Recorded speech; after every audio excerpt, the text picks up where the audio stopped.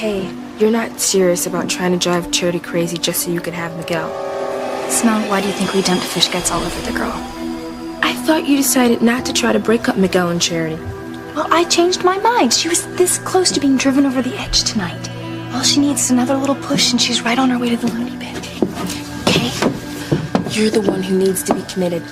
Look at what happened to the prom boat. We all almost died. I think it's because of what we did to Charity. You think we caused that freak storm? Well, how do you explain it? It was our bad karma that started the storm that almost killed our parents and half the student body. But we're all fine, aren't we? Your dad still isn't back, is he? My dad's a great swimmer. I'm not worried about him. All I am worried about right now is getting Miguel away from Charity. And if that means sending her to a sanitarium, then I'll do it. Here, Charity. Drink this. It'll help. Thanks. Charity, how are you feeling, honey? I feel just fine, but Miguel is not fine. I'm fine, Charity. Dr. Russell, would it be okay if I take Charity home now? Oh, she should get home to bed. I'm just not so sure she should be alone. I mean, without an adult. Well, hello, everyone. Tabitha, you're all right. We're worried about you. Well, how did you get back to shore? And how did you manage to get your doll back, too? Well, we caught hold of a piece of driftwood and rode it in. What happened to your doll's hair? It looks like it turned white from fright. If you only knew. Yes, well, Timmy's hair dye must have mixed with the seawater. I can dye it back when we get home. Speaking of which, I couldn't help overhearing you, Dr. Russell. I can stay with Charity until Sam and Grace get home. Oh, no, Tabitha, I wouldn't want to impose. Oh, it's not an imposition whatsoever. We're friends and neighbors. Well, all right, thank you.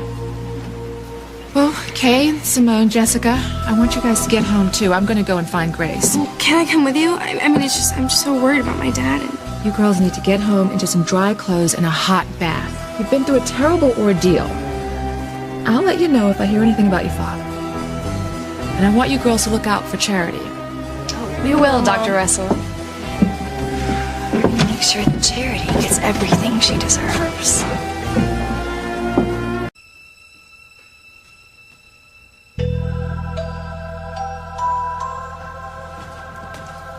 Well, I guess Charity's not that interested in the hot chocolate anymore, huh? She's out like a light, but awesome.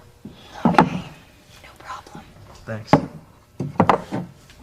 Tabitha? She's asleep too, Kay.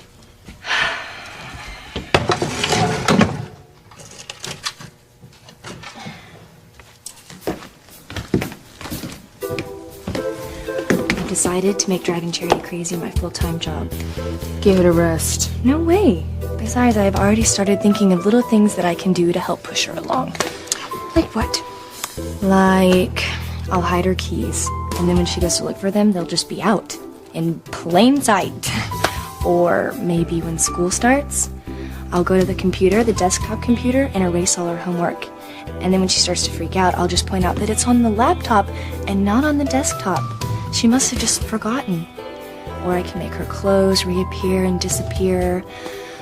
Whatever it takes to help her doubt her sanity a little bit. And then I'll just move on to the big stuff. I'm afraid to ask what the big stuff will be. Oh, it'll be plenty big, Simone.